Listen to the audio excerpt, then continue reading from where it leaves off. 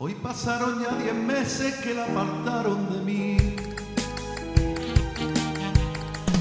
Tanto como la quiero más que a mi vida. Me la quitaron en enero. Dios mío, ¿por qué lo haría? Y desde entonces no puedo vivir. Me estoy muriendo, no puedo vivir. Que me han quitado a mi vida. Bueno, en primer lugar, Paco, gracias por darme una vez más esta oportunidad de divulgar lo que es el derecho y las experiencias personales en la práctica de la lucha por la justicia y de la lucha contra la injusticia. En primer lugar, mi agradecimiento por poner este medio una vez más a nuestra disposición, porque esto es una función social que algún día entiendo que la ciudadanía de Huelva te lo tendrá que agradecer, desde el punto de vista de lo que es el ejercicio de tu profesionalidad como periodista y también como propietario de un medio tan trascendente como es este tuyo. La experiencia personal de hoy que yo traigo aquí, que entiendo que debe ser servir cuanto menos de punto de referencia, aunque no de ejemplo ni de lección, pero sí que como punto de referencia para otras personas que la hayan vivido, estén a punto de vivirla o probablemente la puedan vivir en el futuro, consiste en vivir la más terrible de las injusticias que puede padecer un ciudadano, como es la privación de su libertad por una actuación arbitraria de un juzgado. Esto es una experiencia que han tenido muchas personas que después han sido grandes considerados por parte de la sociedad, y esta es una experiencia de la privación de libertad por parte de un juzgado, una actuación arbitraria, que normalmente la padecen todos aquellos que se consideran disidentes. Me refiero al término disidente en el término de persona que no congenia o no está de acuerdo con determinadas imposiciones del poder con las cuales uno se enfrenta, y que precisamente porque uno es parte débil, el ciudadano es siempre parte débil del poder, este poder usa de sus facultades omnímodas y aplasta. Entonces, esta condición de disidente, me considero que así lo soy disidente, soy contestatario. Esta condición de disidente, de contestatario y de parte contraria a determinadas prácticas del poder, en este caso del Poder Judicial, en un ejercicio abusivo, denuncio y ataco cuando esos ejercicios son abusivos, que no siempre el Poder Judicial es abusivo, no confundamos los términos. Pues cuando así sucede, cuando así se actúa, como yo he actuado, pues lógicamente surgen una forma de responder, una forma de represaliar contra el disidente, que consiste en la más terrible de las medidas que pueden disponer, como es la privación de libertad. He sido privado de libertad, y sobre este tema pues creo que es muy bueno, muy procedente que nosotros hablemos, sobre todo porque otras muchas personas se habrán visto en la misma situación que yo, profesionales intachables, ciudadanos intachables, padres de familia intachables, en lo que se hayan visto en esta misma situación, hayan padecido la misma experiencia, pero no han tenido esta oportunidad que yo tengo de divulgarla y de poder analizarla y desmenuzarla en los mismos términos que yo lo voy a hacer. Así que esta es mi experiencia. Pero ¿y cómo es posible que dirigir un escrito al juzgado pueda ser cualificado como de un delito? ¿El papel o el escrito ese que pasa? ¿Llevaba una bala o una bomba que podía estar? ¿Cómo es posible, Mariano, eso? No sé de quién era, pero hubo una persona más inteligente que yo que dijo que tenía más poder que la pluma que la espada. Evidentemente, muchas veces con una pluma se gana guerras o se pierden batallas, más que con la espada, ¿no?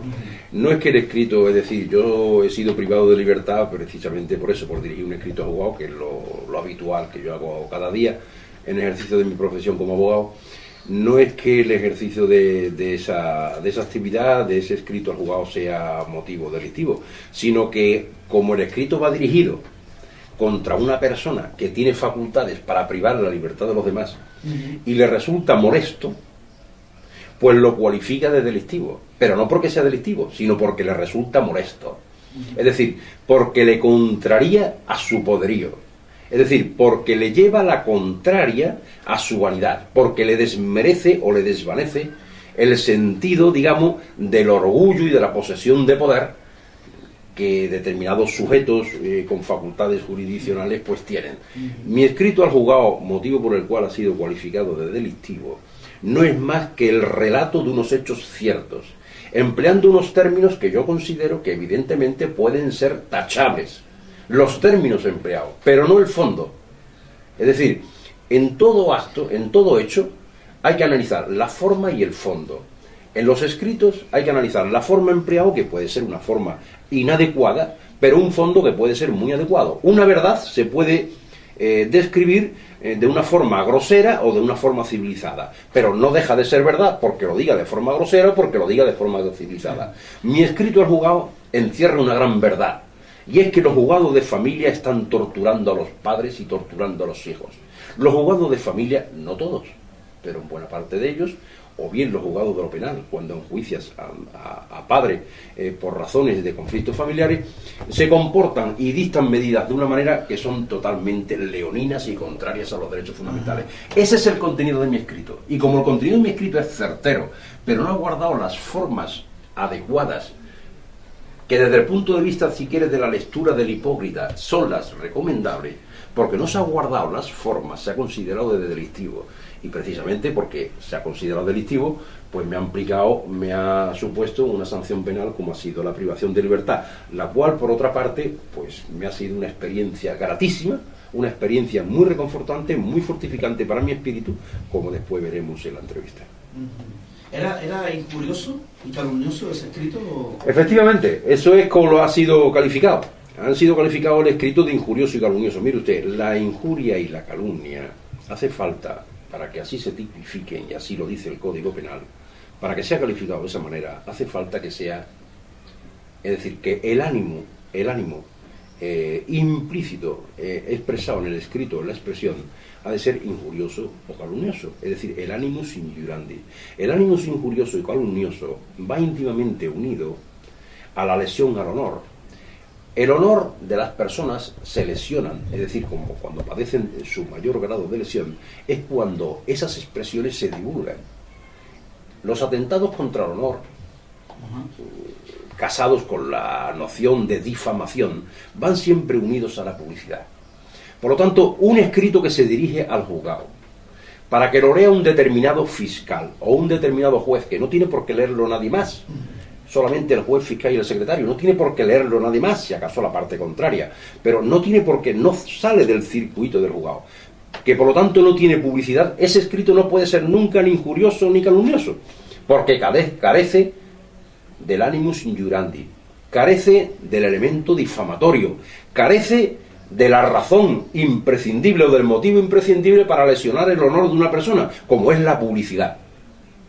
Si yo ofendo a una persona y miento en la ofensa, y yo acuso a una persona y miento en la acusación, y yo señalo a una persona con unas conductas ilícitas, unas conductas muy tachables, pero miento en el señalamiento, y además de que miento en el señalamiento, hago publicidad de la mentira, eso es la difamación. Eso sí puede ser considerarse injurioso o calumnioso, porque hay un ánimo de desmerecer a la persona valiéndose de un medio como es el de la divulgación, la divulgación de la mentira, como puede ser internet, puede ser la radio, puede ser televisión, puede ser la prensa o puede ser la octavilla. Hay un ánimo de un medio precisamente para que la opinión pública piense que esa difamación, ese acto difamatorio es cierto, esa descalificación que se le hace a la persona es cierto. Bien, ahí sí es factible la calificación de injuria o calumnia. Pero vamos a ver, cuando el escrito se dirige al juzgado, con unos fundamentos certeros, como he dicho antes, con una fundamentación totalmente asumida por la comunidad, como es la situación, denunciar la situación en que se encuentran los padres de familia con arreglo a la ley de violencia de género. Cuando se denuncia la infamia en que consiste precisamente la aplicación práctica de esta ley. Cuando se denuncia la orfandad impuesta que miles de criaturas están padeciendo en nuestro país. Cuando se denuncia la arbitrariedad judicial, porque esto es de sentido común, que esto es una canallada enorme, seguir practicando este tipo de normas legales en contra de la infancia y en contra de los derechos fundamentales de la persona, como es cualificarle de delincuente solamente por tener una discusión dentro de casa con su esposa o su exesposa. Estas formas de aplicar justicia, que son contrarias a la razón, que son contrarias al principio de proporcionalidad, que son contrarias a los derechos humanos, contrarias a la presunción de inocencia, contraria incluso contraria incluso a al más elemental interés de aquellos principios de integración familiar, es decir, del mantenimiento del entorno de la familia. Esta forma de resolver es la que yo he denunciado. Y en un escrito dirigido al juzgado he denunciado estas prácticas por parte de un determinado fiscal. Este escrito, que no ha tenido difusión ninguna, es el que ha sido calificado como injurioso y calumnioso. Y a partir de ahí, pues han venido una serie de actuaciones procesales a mis espaldas, en la más absoluta y trepidante indefensión, y fruto de ello, pues ha sido que un día, una mañana, me llaman por teléfono de la Policía Judicial, acudo, porque soy obediente con la autoridad, lógicamente, porque si no lo fuera, pues no hubiera acudido. Acudo voluntariamente al llamamiento de la gente de la autoridad y media hora después, pues yo estaba ingresado en prisión, por orden del juez don Miguel Ángel Torres. Don Miguel Ángel Torres es el juez titular del juzgado de lo penal número 5 de Granada. Que es el que había recibido tu escrito. No es él el que había recibido el escrito, sino ha sido él el que ha enjuiciado mi escrito, que es peor. Que es peor, porque mi escrito no merece la calificación que se le ha dado y las condenas que se han impuesto precisamente a tenor de él, sino que se ordena de que precisamente, porque soy el autor de aquel escrito, he sido condenado en ausencia, es decir, sin mi presencia en el sede judicial, no he sido informado del procedimiento, no he sido parte ni siquiera, no he estado ni siquiera persona en el proceso, se ha diligenciado todo el proceso a mis espaldas en la más absoluta y trepidante indefensión. Y el juez don Miguel Ángel Torres, que se hizo famoso, ya se hizo muy famoso en Marbella, pues no sé, con una serie de asuntos, la operación Ballena me parece que se llamaba, o algo así. Este señor, que antes estaba en Marbella, pero ahora está en el juzgado de lo penal número 5 de Granada, precisamente porque el fiscal al que yo dirigí el escrito, creo que era de Granada, que ni siquiera lo recuerdo, pero creo que era un fiscal del Tribunal Superior de Justicia de Andalucía. Eso es secundario, lo principal es la calificación que se le ha hecho en un proceso, el cual ha sido diligenciado parcialmente desde que se acordó la apertura del juicio oral por parte de don Miguel Ángel Torres. Este señor condena de una forma severísima a mí, a mi persona, diligencia a mis espaldas, diligencia en mi indefensión, y un día pues le dice a la Policía Judicial, deténganlo, ingreso en prisión. ¿Pero no ha habido juicio? Sí ha habido juicio, pero en mis espaldas. Yo no he sido ni siquiera citado para juicio. No he sido ni siquiera citado para juicio, no he acudido a juicio, no he tenido defensa en juicio, no he tenido defensa en juicio, no he tenido representación procesal en juicio. Y si ha habido defensa, ha sido una defensa formal, pero no ha sido real y material. Y si ha habido una representación procesal, pues ha sido exactamente igual. Una representación formal, aparente, pero no real. ¿Y ahora qué argumentos defensivos vas a intentar mostrar y demostrar para que se demuestre de que ese escrito que tú mandaste en su día ni es calumnioso ni es injurioso? ¿Eso ahora en qué punto está? Bueno, pues, ¿qué vas a hacer? ¿Cómo vas a trazar tu defensa? Evidentemente, Paco, muy buena pregunta, porque esta es la clave de la indignación que ahora mismo, pues yo, como cualquier persona, padece después de haberse sido sometido a una situación de tan flagrante y severa injusticia. Porque, un momento, voy a puntualizarlo. El motivo por el que a mí se me ingresó en prisión, que era la condición difamatoria, la condición injuriosa y calumniosa del escrito, falsamente calificada de injuriosa y calumniosa, por las razones que he dicho, ha sido con una previsión de 7 meses. 7 meses de prisión. Hombre, yo he estado 48 horas, pero he estado 48 horas porque he tenido que pagar. ¿Si no tienes dinero? Si no tengo dinero, estoy 7 meses en prisión, por un escrito dirigido al juzgado. Madre mía. Ese es el delito. Si yo no tengo dinero, estoy 7 meses en prisión porque le da la gana al juez don Miguel Ángel Torres, titular del juzgado de lo penal 5 de Granada, que es el que dicta la sentencia y el auto de prisión. Porque le da la reverendísima gana. Porque le vienen ganas de meterme en prisión. Es decir, por un objetivo enteramente persecutorio y, desde mi punto de vista, de una naturaleza maliciosa, que debe ser enjuiciado por parte del Consejo General del Poder Judicial y por parte del Tribunal Superior de Justicia de Andalucía en distintos ámbitos, ¿de acuerdo? Pero deben ser enjuiciados. ¿Por qué debe ser enjuiciado y por qué debe ser este señor sometido a la consideración, sus actos sometidos a la consideración judicial? Pues muy sencillo, pues porque para ingresar en prisión una persona por una deuda, primero que nada que está proscrita la prisión por deuda, es decir, por deuda no debe ir nadie a prisión. Pero aunque sea por causa de multa, que es lo que se ha justificado para acordar el ingreso en prisión, en primer lugar, la persona multada, porque a mí se me ha ingresado en prisión por una multa, por impago de una multa, no por impago de una indemnización, por impago de una multa de 2.500 euros. La persona multada tiene que gozar de las prerrogativas que menciona el Código Penal, como son, primero, ¿usted quiere pagar o prefiere pagar en efectivo o prefiere hacer trabajos para la comunidad?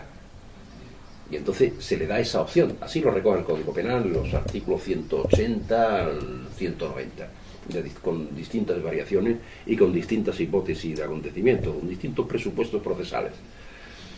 ¿Usted quiere pagar o prefiere hacer trabajo para la comunidad? A la comunidad le interesa más el trabajo que el pago, porque el trabajo para la comunidad es más remunerante que el pago en sí de la multa. Esa es una opción. Otra opción, ¿usted qué prefiere? ¿Pagar de una vez o hacer un pago fraccionado? Pues el pago fraccionado le supone menos quiebra para el ciudadano que ha sido condenado y le supone, por lo tanto, pues de alguna forma, pues un beneficio en la imposición de la sanción. Y después está la tercera posibilidad. Usted, si no admite el trabajo para la comunidad, si no admite el pago fraccionado, pues entonces usted tendrá que pagar todo de una vez. Y si usted es insolvente y no paga la multa, pues entonces subsidiariamente vendrá el ingreso en prisión. Pero vendrá el ingreso en prisión cuando usted se haya negado a realizar el pago mediante un trabajo en beneficio para la comunidad o mediante la parcialización, es decir, la segmentación de las cantidades. Pero no que a usted se le ingresa en prisión y no se le admite ni el trabajo en beneficio para la comunidad ni se le admite el pago fraccionado. Eso es una monstruosidad actuacional desde mi punto de vista de este juez, de don Miguel Ángel Torre, el titular del Juzgado de lo Penal número 5 de Granada. Y a mí, sin que se me haya dado esas opciones a formalizar el pago de esa forma, por un acto que yo entiendo que es totalmente reprochable desde el punto de vista penal, porque es un abuso en las facultades jurisdiccionales y un abuso en lo que es en el ejercicio de una potestad que se le otorga al Estado al juez, que es para hacer justicia, se acuerda el ingreso en prisión porque me llamo Mariano Horta Toscano. Esto lo hace otra persona y no lo ingresan en prisión. Yo, porque soy un perseguido y soy en este sentido... O sea, que el juez te tiene ganas. Me tiene ganas. El juez me tiene ganas y, con todos mis respetos, el que yo no le he merecido al juez, pero el respeto que el juez me merece a mí, yo también le tengo ganas al juez. Yo también le tengo ganas al juez. ¿Por qué? Pues porque esto que se ha hecho no tiene un fundamento de razón. Esto ha sido un acto de represalia. No tiene fundamento de razón. Y ahora, pues en otras instancias, pues habrá que deliberarlo y habrá que esclarecerlo. ¿En algún momento hubieras utilizado de haber tenido la oportunidad de ejercer tu autodefensa, Mariano? Pues yo, en caso de que se me hubiera dado la oportunidad de acudir a juicio, que no se me dio, y de poder autodefenderme, que no se me ha permitido, yo hubiera empleado el siguiente término. Primero, que se justifique la existencia del daño que ha causado el escrito. Es imposible de justificar. No hay daño. Es mentira. Es mentira. Y se lo digo a don Miguel Ángel Torres y a todos los don Miguel Ángel Torres que se me lo quieran poner delante con documental, con pruebas. ¿Dónde está el daño causado por el escrito para que usted me imponga a mí una sanción de 14.500 euros, que es lo que me han impuesto? 14.500 euros. No tienen precedente en todas las audiencias provinciales que un escrito dirigido al juzgado se imponga a un ciudadano una sanción de 14.500 euros. No tiene precedente. Recientemente, por llamar fascista y tal, el diario El Mundo al juez Baltasar Garzón fue condenado a 1 euro. Si le da un bofetón a uno, le ponen 30 euros de multa. Bueno. ¿Y cómo un escrito que tú mandas le meten 14.500 euros? de multa? Un acto de ¿Cómo venganza. se cuantifica esto? Es decir, A capricho. ¿Qué baremo se utiliza para tiene una multa de tanto? ¿De 1 euro o de 14.000 euros? Ahí viene el capricho. Buena pregunta también, Paco. Buena pregunta. Mira, los baremos del daño a la persona están estipulados y muy divulgados desde el punto de vista de lo que es la doctrina de los tribunales, con arreglo a lo que se estipula, a lo que se acuerda en los accidentes de tráfico. Es decir, a ti en un accidente de tráfico te falta un brazo, te parte un brazo, te quedas manco, te pierdes un brazo y se hace una cuantificación en función de tu capacidad de trabajo, tus circunstancias personales, las personas que de ti dependen, el futuro tuyo sin el brazo, si tienes una secuela, por ejemplo, de cara o de espalda o lo que sea, o si tienes un accidente de pierna y eres un futbolista. Pues por eso así se cuantifica. Es decir, cuáles son las oportunidades de trabajo y de beneficio que usted va a padecer en el futuro motivadas por este daño. Bueno, pues a mí, en este caso de presentar un escrito al juzgado, no existe el baremo para evaluar. No existe el baremo para evaluar porque es que no existe el daño, porque es mentira, porque es falso. Este daño es inventado. Este juez ha actuado en la más absoluta arbitrariedad, ha actuado en el más absoluto espíritu y ánimo de causar daño, en este caso al autor del escrito, como un acto de represalia personal, porque está disconforme con los tesis que yo defiendo de defensa de la custodia compartida y de protección del ciudadano ante una ley que considero que es inconstitucional e injusta, como es la Ley Integral contra la Violencia de Género, sin que eso quiera decir, como tantas veces he manifestado, que no deban ser condenados o perseguidos los maltratadores, o que no deben ser enjuiciados quienes abusan de los demás. Eso no quiere decir. Lo que sí estoy diciendo, que en los tesis que yo siempre he repetido, este juez, por razones ideológicas, estará situado en las antípodas de mis posiciones de pensamiento, y entonces ha dictado este tipo de sentencia. Sentencia que consiste, como digo, en que yo indemnice en 12.000 euros, 12.000 euros, 12.000 euros al destinatario del escrito, más 2.500 euros como multa. El destinatario del escrito, como he dicho antes, es un fiscal que, bueno, no sé ahora dónde estará destinado, del Tribunal Superior de Justicia de Andalucía. Este escrito, por lo demás, es del año 2006. O sea que hace ya 7 años del escrito. Es del año 2006, o del 2005 o del 2006. Es que no me acuerdo, de verdad. Pero creo que era del 2006. El destinatario del escrito. Entonces, este escrito no tiene ningún elemento que en su ejecución, como es la lectura, haya causado daño a nadie. Podría decirse, y a raíz de tu pregunta, Paco, de cómo habría instrumentado yo mi defensa en la hipótesis de que se me hubiera dado esta oportunidad de juicio, yo hubiera alegado: vamos a ver, señor fiscal, a quien le he dirigido el escrito, que estaría allí presente en el juicio y sería yo quien le interrogara por mi condición de abogado. Vamos a ver, señor fiscal, usted lee el escrito y ¿qué sensación le desprende? Pues normalmente habría dicho, pues una sensación de reproche. No estoy de acuerdo y me siento ofendido por el contenido de su escrito. Bien, usted se siente ofendido, pero no la sociedad. Es decir, nadie se ha enterado del escrito, nada más que usted. Es decir, no hay difamación, no hay elemento divulgativo del escrito. Bien. Otra pregunta que yo le haría, y cuando usted se siente ofendido, ¿qué repercusiones tiene eso en su vida ordinaria? Bueno, pues que me fumo un cigarro, o me tomo un café, o despotrico contra usted como autor del escrito con mis compañeros de trabajo. Son reacciones normales, reacciones que están dentro de la lógica. ¿Qué otra cosa puede hacer un señor que recibe un escrito que le causa molestia? Pues fumarse un cigarro, tomar un café, o sencillamente despotricar contra el autor del escrito. Muy bien. ¿Acaso este escrito le causó a usted algún daño desde el punto de vista profesional? ¿Le degradó profesionalmente? ¿Le tuvo días de baja? ¿Le causó dolores de cabeza? ¿Le alteró el estado de ánimo? ¿Le restó facultades intelectivas? ¿Le causó estropicios en su actividad profesional diaria? Pues diría que no, evidentemente que no. Usted ha sido asistido por parte de psicólogo, por parte de psiquiatra, con motivo de las emociones recibidas por la lectura del escrito. Usted ha sido atendido en algún centro médico, en algún centro hospitalario, en algún sitio. ¿Alguien le ha auxiliado para superar el trauma emocional de la recepción del escrito? Normalmente pues dirá que no, porque entonces se habría aportado a los autos, lógicamente, certificado acreditativo de estas circunstancias. Pues entonces, ¿dónde está el daño? Ah, que usted me molestó. Y por yo molestarle son 12.000 euros lo que yo le tengo que indemnizar. Pues eso, la doctrina lo reconoce como un enriquecimiento injusto. Las indemnizaciones se pagan. Las indemnizaciones me refiero a las responsabilidades civiles, a la que es lo que me refiero con el término indemnización. Las indemnizaciones por responsabilidad civil se pagan cuando existe el daño, cuando está constatado el daño, cuando un coche choca contra otro y causa un daño en el otro coche. Cuando una persona difama a través de un medio de comunicación, como pueda ser pues esta misma emisora, y dice una serie de expresiones injuriosas o calumniosas, es decir, inventadas contra otra persona, y esas expresiones inventadas pues son falsas de rotundidad, a sapiencia de la falsedad, sin ningún fundamento, absolutamente falsarias, y se pretende causar una indignidad en la persona que es su destinatario, ganándose para ello la aceptación de los terceros que lo escuchan y procurando con esta forma de actuar, pues digamos, la depreciación de su honor.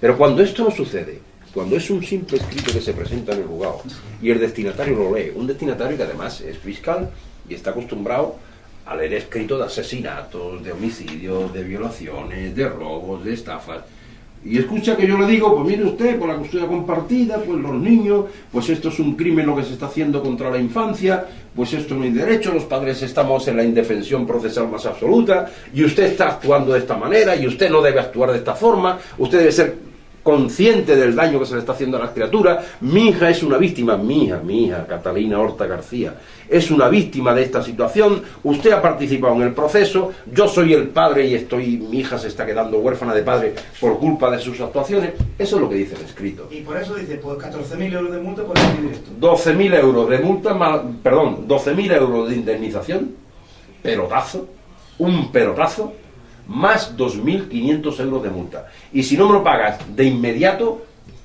es decir, que no se me da ni ninguna facilidad para pagarlo, ni siquiera de inmediato, pero bueno, si no me lo pagas de inmediato, te ingreso en prisión. Y eso es lo que hicieron.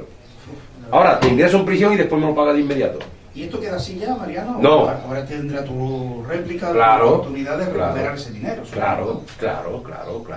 Yo ahora emprenderé acciones contra el juez don Miguel Ángel Torres, que ha sido quien ha ejecutado esta orden de ingreso en prisión, sin darme, como digo, la más mínima posibilidad del pago, ni la más mínima. Es decir, en la indefensión total, en un acto de represalia descarada, pero totalmente descarado, porque si no hubiera sido así, pues se me hubiera dado una facilidad para pagar, una opción de pago, como está contemplada en la ley, que es con trabajo en beneficio de la comunidad, o es el pago fraccionado. Si está contemplado en la ley, y en caso de insolvencia, de rebeldía, de acordar la forma de pago e incumplirla, es cuando se ingresa en prisión. Cuando tú has acordado el trabajo para la comunidad y no realizar el trabajo para la comunidad, cuando has acordado el pago fraccionado y no realizar el cumplimiento del pago fraccionado, o cuando has acordado el pago de alguna manera y no lo realiza, es decir, cuando uno es rebelde y negado al pago de la multa o de la indemnización, previo agotamiento de todos los recursos disponibles para demostrar que esto es un acto injusto, este tipo de multas y este tipo de indemnizaciones impuestas.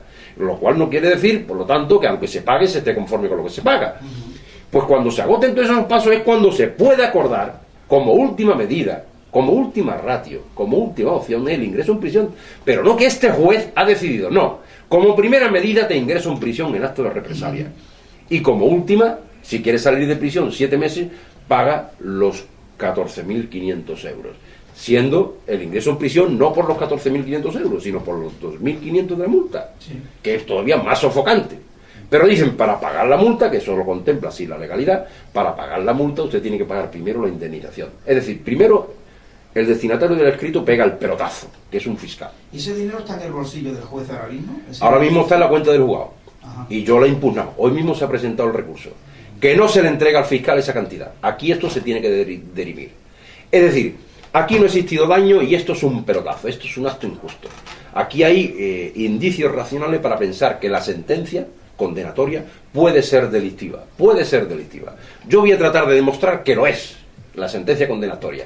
Delictiva me refiero en términos de prevaricación judicial, que es lo que se incurre cuando se dictan resoluciones judiciales injustas.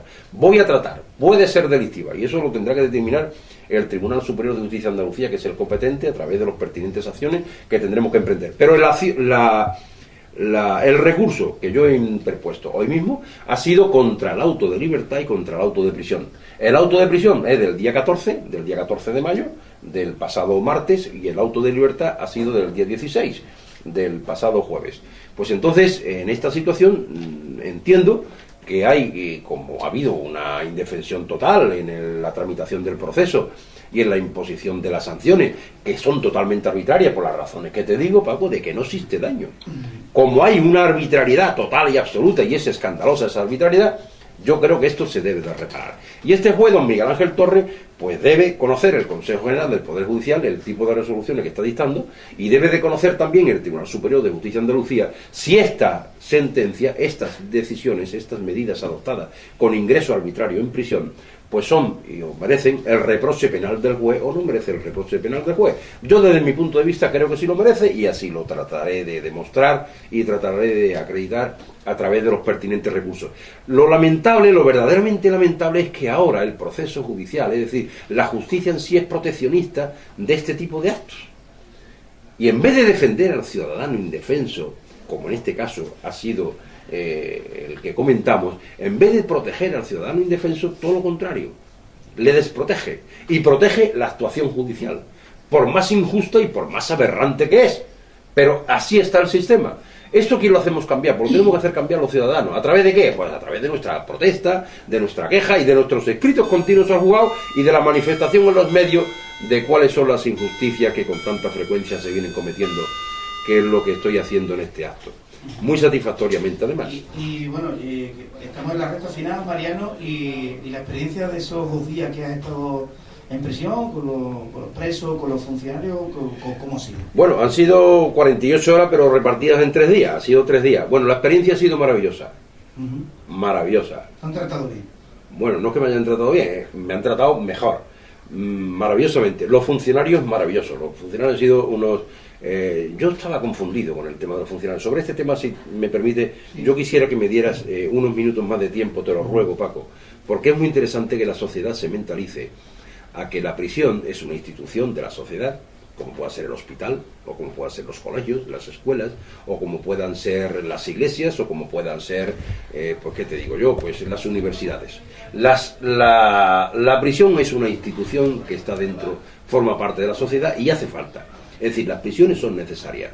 Lo que no se puede utilizar es el recurso de la prisión para saciar venganzas personales de quien tiene la facultad de usar la llave de la celda. Eso sí que no. Pero la llave de la prisión, me refiero. Eso sí que no. Pero las prisiones son necesarias. Ahora bien, la sociedad está confundida de cómo es la prisión por dentro. Yo que la he vivido, la prisión por dentro, y sobre todo en estas circunstancias tan injusta, tan inmerecida y tan soberbiamente vengativa como yo la he padecido, la prisión por dentro tiene unas características que me gustaría puntualizarlas del siguiente modo. Primero, ahí hay unas grandes personas como internos, unas maravillosas personas con un gran corazón, que se han visto obligados a delinquir por razones de extrema necesidad. En este caso me refiero a los robos, que es el motivo prácticamente casi más frecuente de los ingresos en prisión, por razones de extrema necesidad, que están ahí cuando en realidad yo creo que debería de haber otras alternativas distintas a la prisión. ¿Por qué? Pues porque lo único que se consigue ingresando a estas personas, que son normalmente gente muy joven, en prisión por robos pequeños, por pequeños robos, aunque muy seguidos y continuados, lo único que se consigue es convertirlo en auténticos expertos en el delito.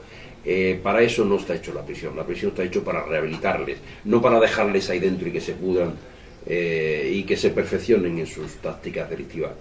Y digo que es una pena precisamente porque muchos de estos ciudadanos, muchos de estos jóvenes que ahí hay, que los he conocido, son maravillosas personas, muy inteligentes, gente muy inteligente, con una gran capacidad para el trabajo, para, en definitiva, la defensa ante la vida, pero que no han tenido los cauces desde el punto de vista de quienes han ejercido sus tutelas y sus potestades, es decir, no han tenido el entorno familiar adecuado, ¿no? Entonces, desde este punto de vista ha sido una gran experiencia. He conocido a grandes personas, gente muy buena.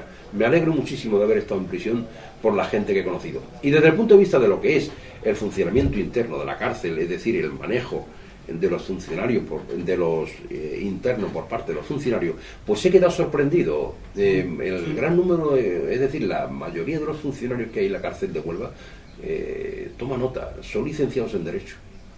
Son gente que saben del derecho. Son gente que respeta los derechos humanos. Los funcionarios, hay muchos funcionarios en Huelva, he conocido, de los que yo he conocido, varios de ellos son licenciados en Derecho, gente preparadísima, con un respeto escrupuloso por los derechos humanos de los internos que me ha dejado maravillado. Pero tanto los que tienen rango directivo de funcionario como los que son funcionarios de base, porque he tenido ocasión de tratar con los dos en este breve lapso de tiempo en el que he estado. Tienen un trato merecido y escrupuloso y admirable. No porque lo diga yo, que también es un valor puesto que lo he conocido, sino porque es el mismo sentimiento el que yo he captado dentro de los internos. Se sienten muy protegidos y muy respetados los funcionarios. Esa idea que tenemos de los funcionarios torturadores, de los funcionarios que tratan a los internos a la patada, que le pegan palizas, eso es mentira. Eso pertenecerá a otras épocas.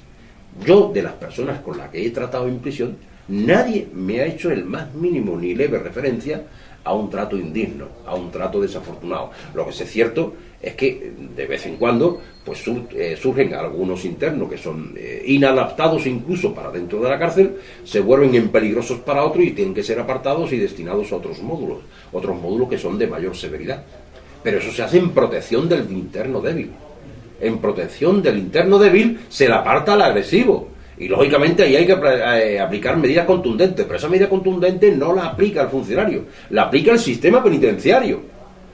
¿Por qué? Porque tiene la obligación de velar por el interno débil, por el ciudadano débil que no es agresivo, no es en este sentido delincuente de sangre. Por parte de los funcionarios, maravilloso. Por parte de las comidas, es decir, lo que es el trato alimenticio o el suministro alimenticio del interno, exactamente igual, Paco. En la cárcel se come muy bien. A mí me han dado muy bien de comer y he visto los presos comiendo muy bien. Mira, tuve ocasión de compartir celda el segundo día con un ciudadano negro de Ghana, un sin papeles que estaba aquí por un robo con intimidación. Compartí celda con él, voluntariamente. Tuve la opción por parte del funcionario de decirme, ¿quiere compartir celda? ¿Con quién quiere compartir celda? Y como ingresé junto con el negro este de Ghana, con este chico, que ahora le estoy ayudando precisamente, porque quiere regresar a su país, le estoy haciendo los trámites, pues dije, pues voy a compartir la celda con este ciudadano negro. Digo negro para que se le identifique que nosotros somos un poco aversos al color de la piel. El ciudadano negro lo preferí que fuera mi compañero de celda porque era una gran persona y una maravillosa persona, con independencia de su raza, para mí era, y además era musulmán, pero me da igual, era una persona maravillosa.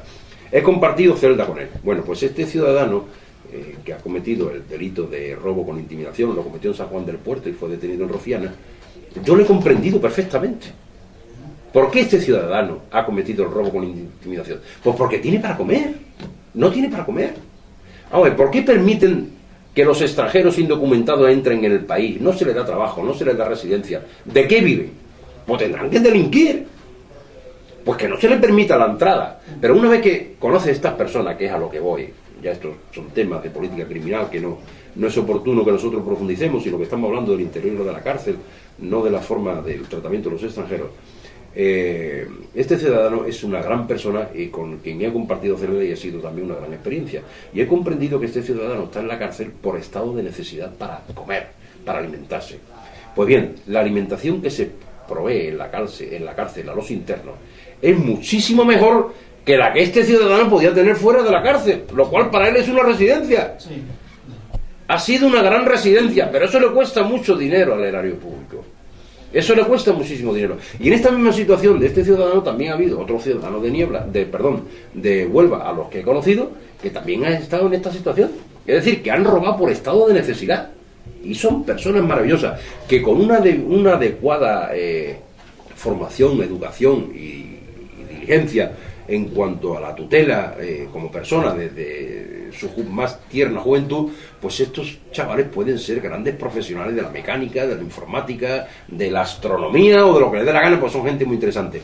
Y lamentable ahí les he conocido en prisión, pues estropeándose, prácticamente desgraciando su vida. Y como digo, en general la institución funciona muy bien, creo que funciona muy bien. Entiendo que la clasificación que se hace de los presos en función de sus peligrosidades está también muy bien hecha. Es decir, que no todos los presos son iguales, no todos los detenidos son iguales, ni todas las personas piensan y actúan de la misma forma, y por lo tanto se clasifican en función de sus distintas peligrosidades en el interior del centro. Las celdas, por otra parte, pues son grandes, son muy bien ventiladas, con muchísima claridad, muchísima luz. La mía tenía unas vistas al campo preciosas. Me enamoré de dos tórtolas que vi desde la celda mía. Dos tórtolas que tenían un nido en un árbol de enfrente y, bueno, estaría a 30, 40 metros de mi ventana. Maravillosa, preciosa las tórtolas. Me hubiera cambiado cuando estaba allí en algunos momentos, y además se lo comenté a una funcionaria específico, que era funcionaria, porque allí a los presos lo tratan funcionarios y funcionarias, casi por igual. Se lo comenté, digo, en algún momento estaba yo allí dentro de la celda mirando a través de las rejas de la ventana y dije, me cambio por la tórtola. Al ver la tórtola en libertad y yo tan reprimido en mis derechos fundamentales. es una utopía que cabe pensarla cuando se está en esa situación, lógicamente. Y se lo comenté también a la funcionaria, digo, hay que ver que yo nunca me había fijado en una pareja de tórtolas, pero cuando he estado aquí encerrado, dentro de la celda, cuando ya te cierran para dormir, o te cierran al mediodía para la siesta, que estás casi 4 horas de siesta la que te dan, después de la comida, y no quieres dormir la siesta, y te fijas por la ventana y ves un paisaje tan maravilloso que es el paisaje de la Ribera, el paisaje de la Alquería, que es un poco inhóspito, pero como tiene la cárcel, tiene muy buenos jardines, pues se hace más visible. Y digo, hay que ver, y entonces he tenido tiempo aquí de observar los pájaros, los gorriones y sobre todo esa pareja de tórtolas, y me ha hecho muy feliz la observación de la tórtola. Entonces se lo comenté a la funcionaria y la funcionaria se reía, dice, es verdad que en la calle esas cosas no se valoran, pues aquí se valora muchísimo. Entonces, en resumen, Paco, y no quiero abusar de tu confianza y de tu paciencia y del tiempo que me das, y sobre todo por aprovechar también el tiempo que nos oye la audiencia, la cárcel es un centro donde yo creo que se debe ingresar cuando existan motivos. Cuando existan motivos muy justificados. Y los motivos justificados tienen que estar fundamentados en la existencia de una real y auténtica peligrosidad, pero no en el capricho de un juez de que en un acto de venganza dice, como este abogado, como este ciudadano, como este señor es contrario a mi pensamiento, es contrario a mis ideas, y como me da la gana, porque me viene en gana y me da la puñetera gana de ponerle una sanción ejemplarizante porque me da la gana de ponérsela, y como sé que puede pagarla, pues entonces primero lo voy a meter en prisión y después que pague. Y es lo que ha conseguido. Me mete en prisión y he pagado, evidentemente, he pagado la multa. Pero eso no es una forma recta y llana de hacer justicia. Pues mire usted, ya que estamos terminando el programa, amigo Paco, permíteme que, dirigido a esta cámara que nos está grabando aquí, le diga a don Miguel Ángel Torre, gracias. Don Miguel Ángel Torre, muchas gracias por ingresarme en prisión. Es una experiencia que por primera vez en mi vida he asumido con total entereza, orgullo y satisfacción personal, porque en ningún momento me he sentido delincuente. No me tengo nada de que avergonzar porque ningún delito he cometido, y por lo tanto don Miguel Ángel Torres, que le voy a enviar una copia para su consideración y le dé el destino que considere pertinente de este programa, don Miguel Ángel Torre, 1000 veces gracias por haber acordado ingresarme en prisión.